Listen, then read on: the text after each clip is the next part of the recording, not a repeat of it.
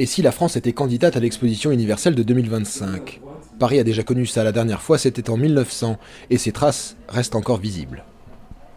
Le Grand Palais, le Trocadéro, les bateaux-mouches, la Tour Eiffel et d'autres monuments sont issus des expos universelles. À un moment où on est résigné, défaitiste, pessimiste, on a là un concentré d'optimisme, d'envie, d'espérance, d'idées, de créativité, et c'est ça dont la France a besoin. Aujourd'hui, les étudiants de 6 écoles d'ingénieurs, de commerce ou de sciences politiques présentent le concept qui viendra appuyer la candidature parisienne. Le projet de Sciences Po s'appelle Temps de vie, une nature. Organisé autour de 7 villages thématiques, il fait la part belle aux atouts français, entre autres la mode, la culture, la gastronomie. Objectif, innover et transformer la capitale.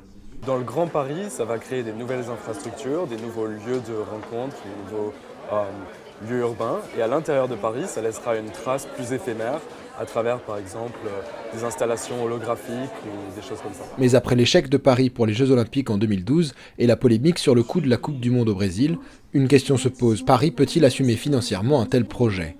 Pour les chefs d'entreprise présents, pas de doute. On en profite pour changer l'image de la France, et si on doit dépenser de l'argent pour changer l'image de la France, c'est ce que j'appelle de l'investissement et pas une dépense. Paris, gagnant pour tous. Alors Paris a-t-elle ses chances et peut-elle rivaliser avec le dynamisme de ses concurrents?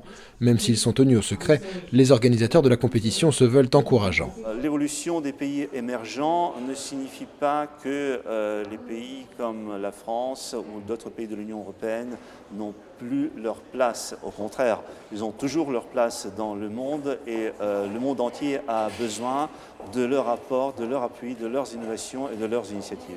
En tout cas, le monde politique suit l'affaire de près. Une mission d'information parlementaire doit étudier le dossier. Alors la France tiendra-t-elle son rang? La réponse ne sera connue qu'en 2016.